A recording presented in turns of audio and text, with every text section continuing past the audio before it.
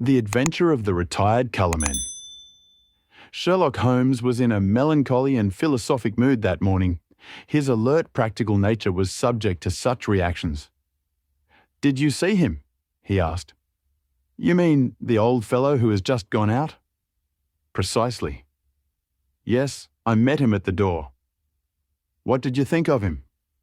"A pathetic, futile, broken creature." "Exactly, Watson. Pathetic and futile, but is not all life pathetic and futile? Is not his story a microcosm of the whole? We reach, we grasp, and what is left in our hands at the end? A shadow, or worse than a shadow, misery. Is he one of your clients? Well, I suppose I may call him so. He has been sent on by the yard, just as medical men occasionally send their incurables to a quack. They argue that they can do nothing more, and that whatever happens, the patient can be no worse than he is. What is the matter? Holmes took a rather soiled card from the table. Josiah Amberley. He says he was junior partner of Brickfall and Amberley, who are manufacturers of artistic materials. You will see their names upon paint boxes. He made his little pile, retired from business at the age of 61, bought a house at Lewisham, and settled down to rest after a life of ceaseless grind. One would think his future was tolerably assured. Yes, indeed. Holmes glanced over some notes which he had scribbled upon the back of an envelope. Retired in 1896, Watson. Early in 1897, he married a woman 20 years younger than himself. A good-looking woman, too, if the photograph does not flatter. A competence, a wife, leisure.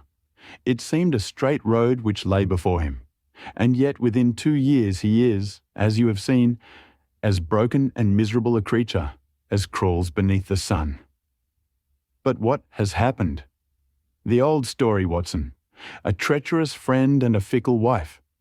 It would appear that Amberley has one hobby in life, and it is chess. Not far from him at Lewisham, there lives a young doctor who is also a chess player. I have noted his name as Dr. Ray Ernest.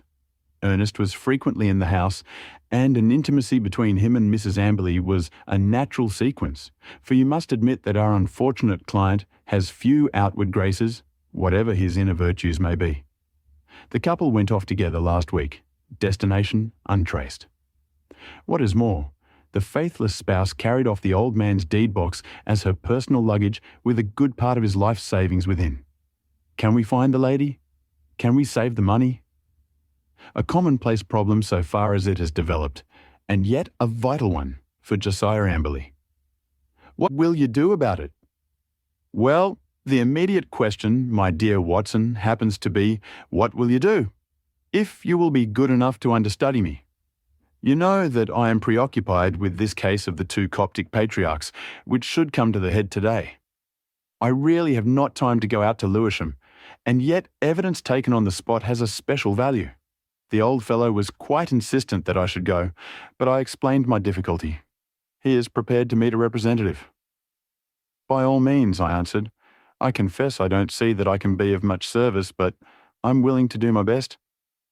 And so it was that on a summer afternoon I set forth to Lewisham, little dreaming that within a week the affair in which I was engaging would be the eager debate of all England. It was late that evening before I returned to Baker Street and gave an account of my mission. Holmes lay with his gaunt figure stretched in his deep chair, his pipe curling forth slow wreaths of acrid tobacco, while his eyelids drooped over his eyes so lazily that he might almost have been asleep, were it not that at any halt or questionable passage of my narrative, they half lifted and 2 grey eyes, as bright and keen as rapiers, transfixed me with their searching glance. The Haven is the name of Mr. Josiah Amberley's house, I explained. I think it would interest you, Holmes. It is like some penurious patrician who has sunk into the company of his inferiors. You know that particular quarter, the monotonous brick streets, the weary suburban highways. Right in the middle of them, a little island of ancient culture and comfort, lies this old home, surrounded by a high sun-baked wall, mottled with lichens and topped with moss. The sort of wall— "Cut out the poetry, Watson," said Holmes severely. "I note That it was a high brick wall? Exactly. I should not have known which was the haven had I not asked a lounger who was smoking in the street. I have a reason for mentioning him.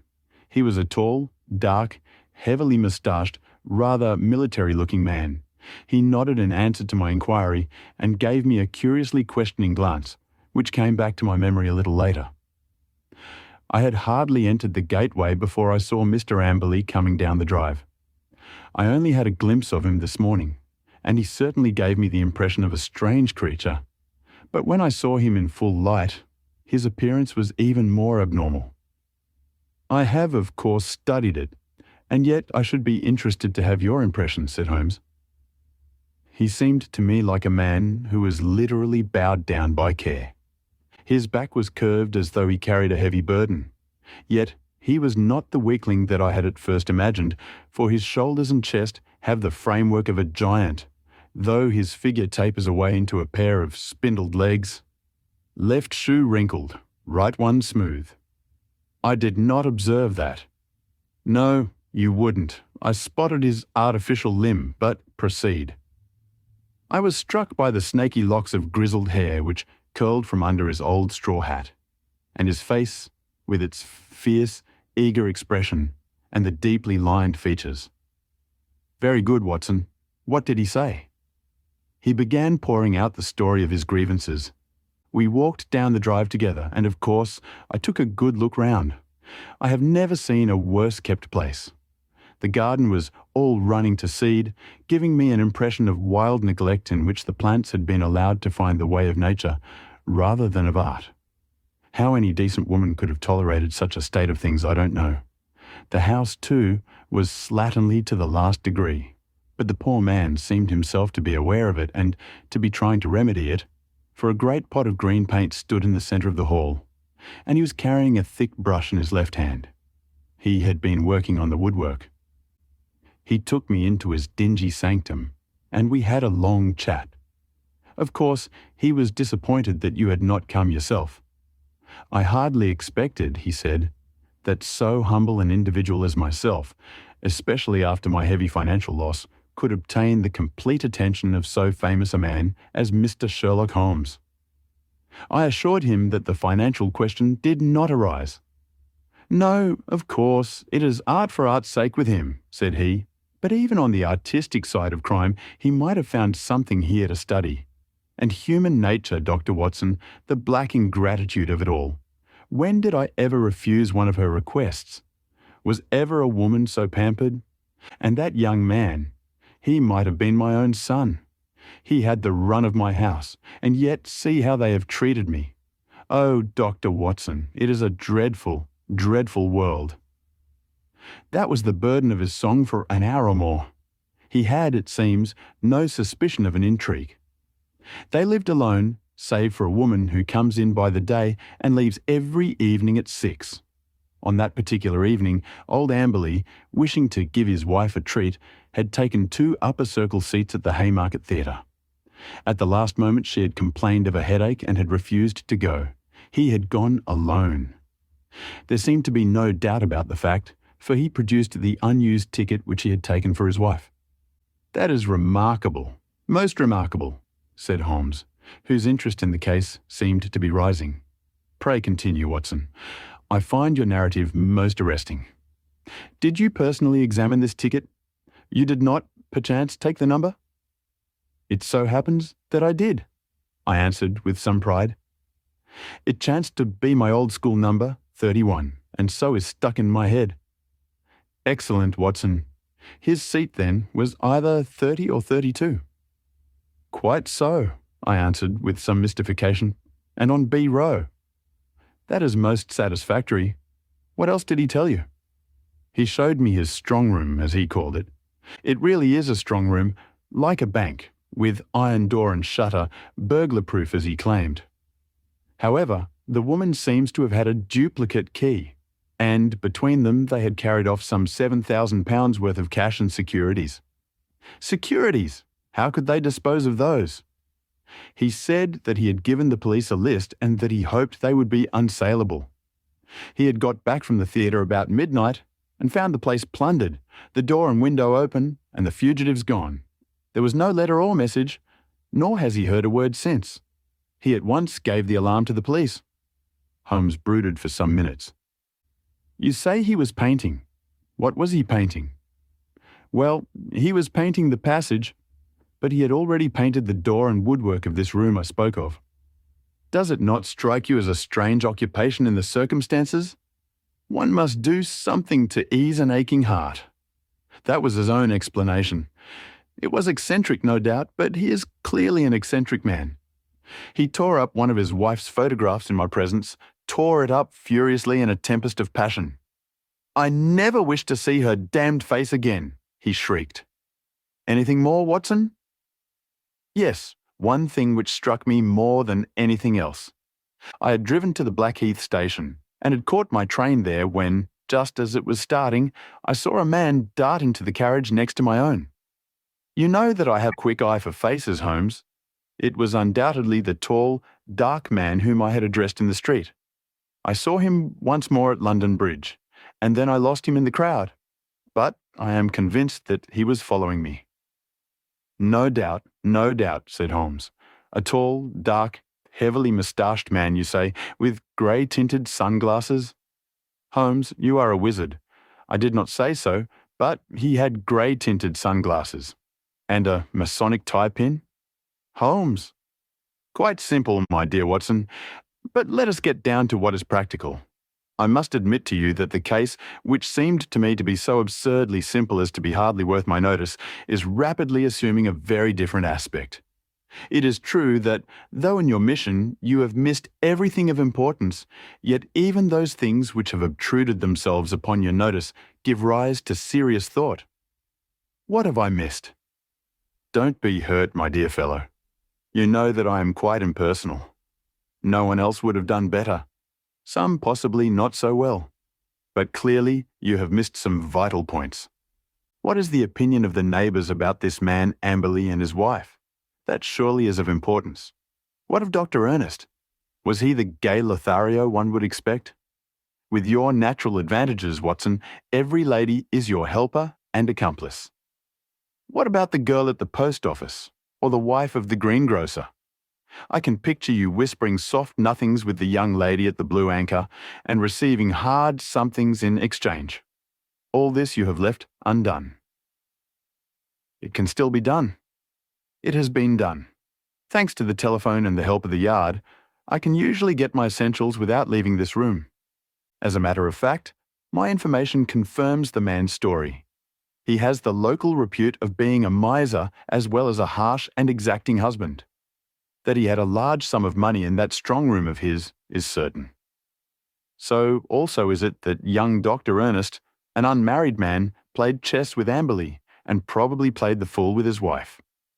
All this seems plain sailing, and one would think that there was no more to be said, and yet, where lies the difficulty? In my imagination, perhaps. Well, leave it there, Watson. Let us escape from this weary workaday world by the side door of music. Karina sings tonight at the Albert Hall, and we still have time to dress, dine, and enjoy. In the morning I was up betimes, but some toast crumbs and 2 empty eggshells told me that my companion was earlier still. I found a scribbled note upon the table. Dear Watson, there are 1 or 2 points of contact which I should wish to establish with Mr. Josiah Amberley. When I've done so, we can dismiss the case, or not.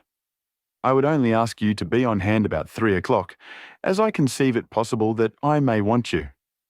Sach.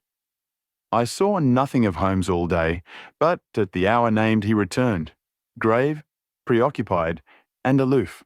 At such times, it was wiser to leave him to himself. Has Amberley been here yet? No. I am expecting him. He was not disappointed, for presently the old fellow arrived with a very worried and puzzled expression upon his austere face. I've had a telegram, Mr. Holmes. I can make nothing of it. He handed it over, and Holmes read it aloud. Come at once without fail. Can give you information as to your recent loss. Elman, the vicarage. Dispatched at 2.10 from Little Purlington. said Holmes. "Little Purlington is in Essex, I believe, not far from Frinton. Well, of course you will start at once. This is evidently from a responsible person, the vicar of the place. Where is my Crockford? Yes, here we have him. J.C. Ellman, M.A., living of Moosemore come Little Purlington. Look up the trains, Watson. There is one at 5.20 from Liverpool Street. Excellent. You had best go with him, Watson. He may need help or advice. Clearly, we have come to a crisis in this affair."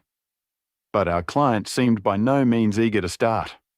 "It's perfectly absurd, Mr. Holmes," he said. "What can this man possibly know of what has occurred? It is a waste of time and money. He would not have telegraphed to you if he did not know something. Wire at once that you are coming." "I don't think I shall go." Holmes assumed his sternest aspect. "It would make the worst possible impression both on the police and upon myself, Mr. Amberley, if, when so obvious a clue arose, you should refuse to follow it up. We should feel that you were not really in earnest in this investigation." Our client seemed horrified at the suggestion.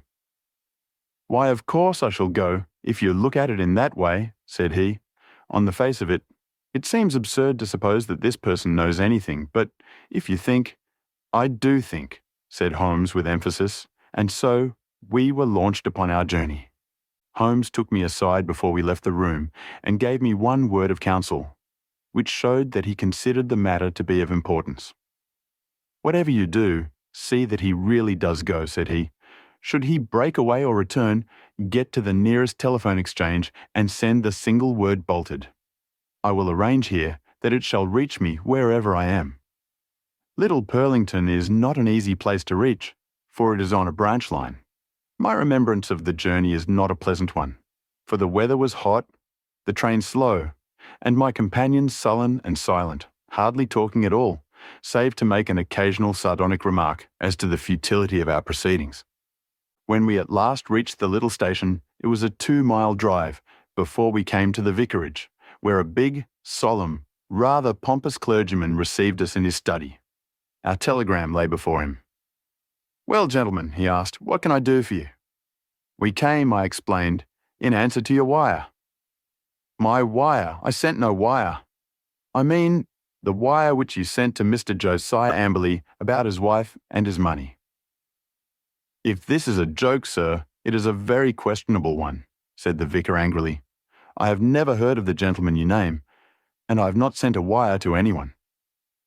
Our client and I looked at each other in amazement. "Perhaps there is some mistake," said I.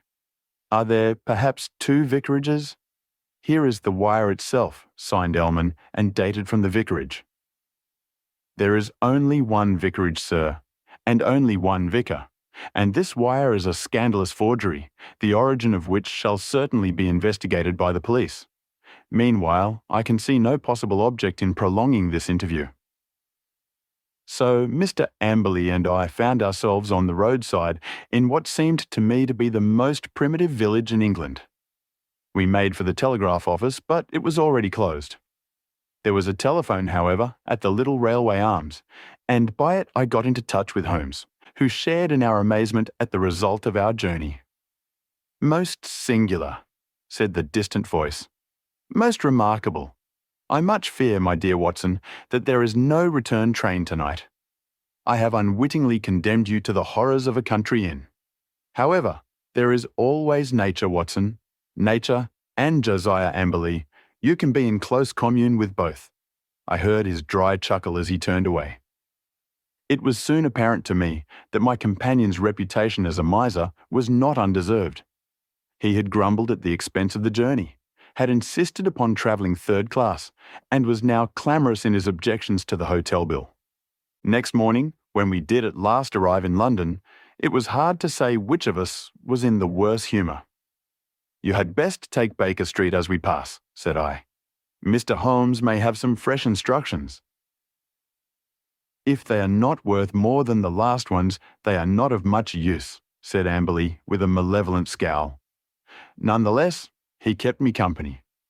I had already warned Holmes by telegram of the hour of our arrival, But we found a message waiting that he was at Lewisham and would expect us there. That was a surprise, but an even greater one was to find that he was not alone in the sitting room of our client.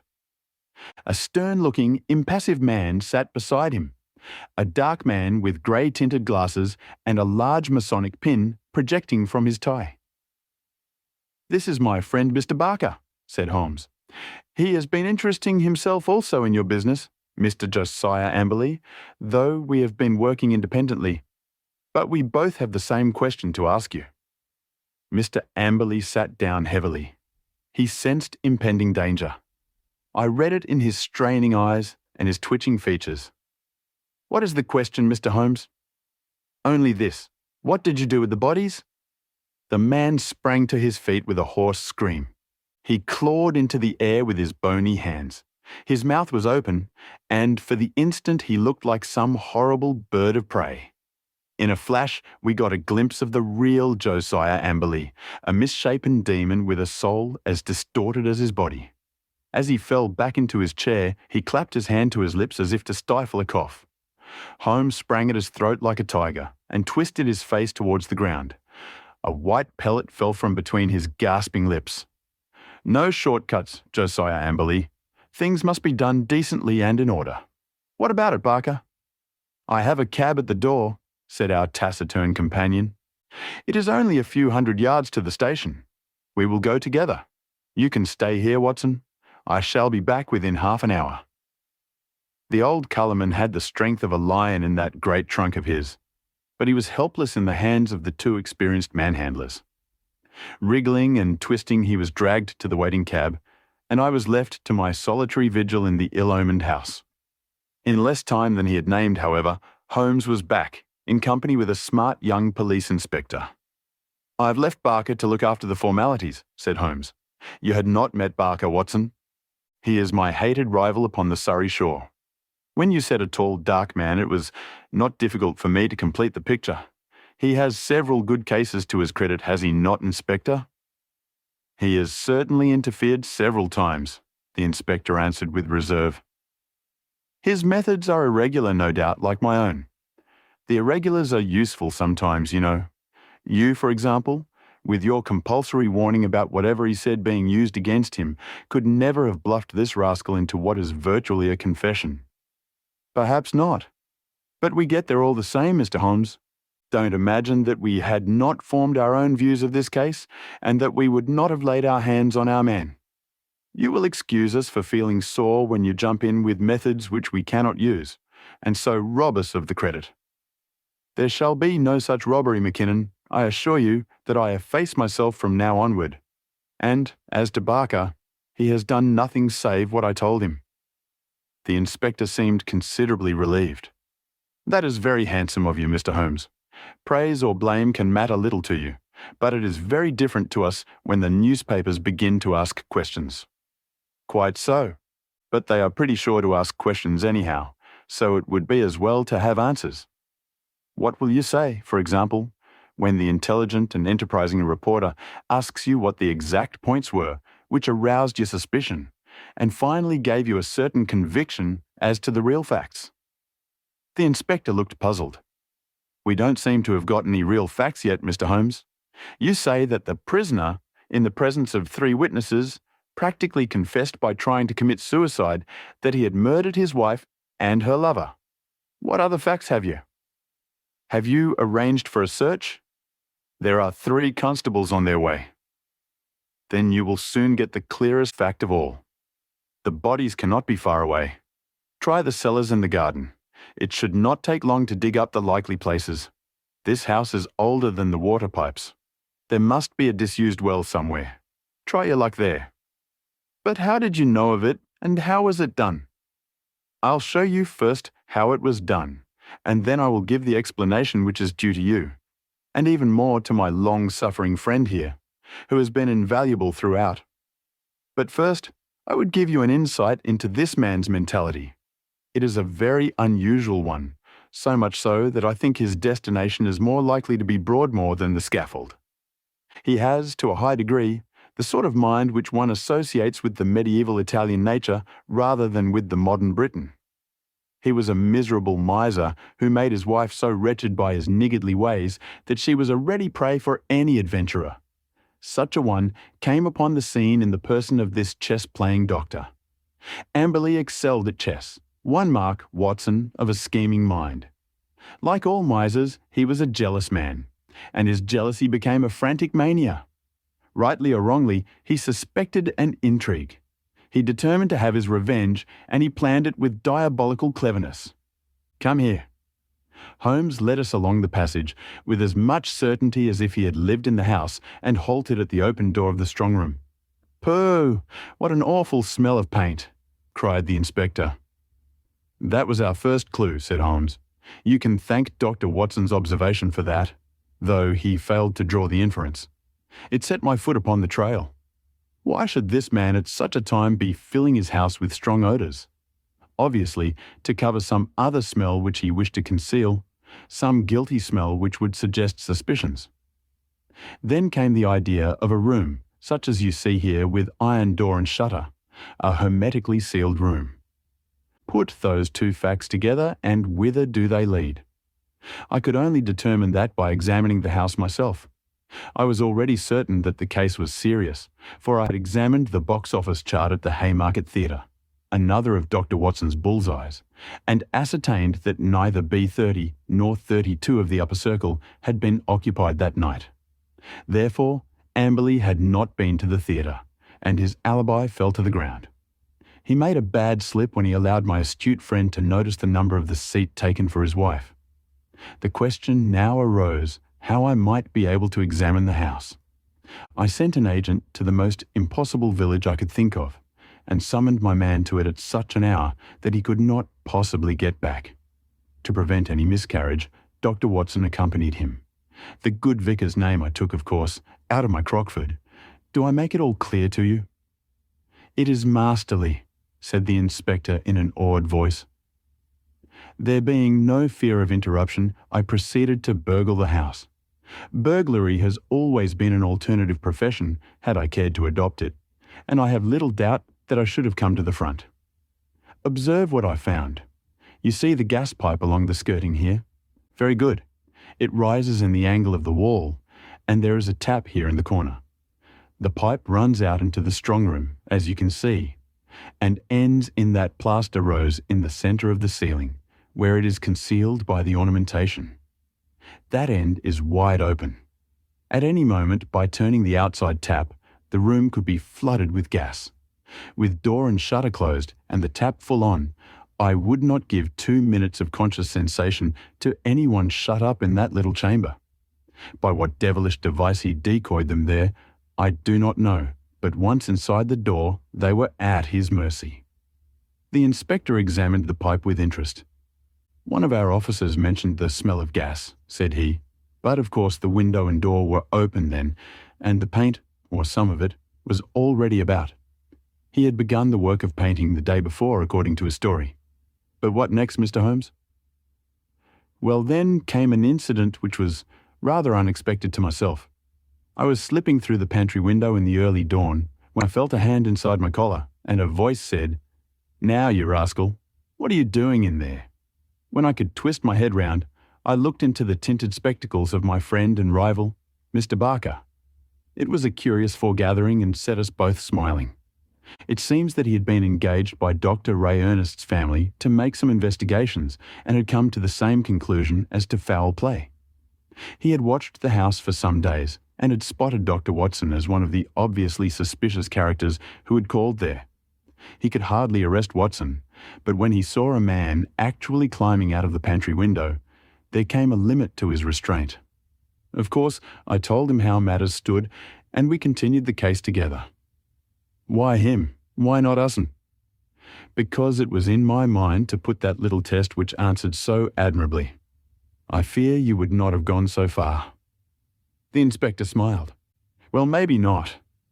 I understand that I have your word, Mr. Holmes, that you step right out of the case now, and that you turn all your results over to us."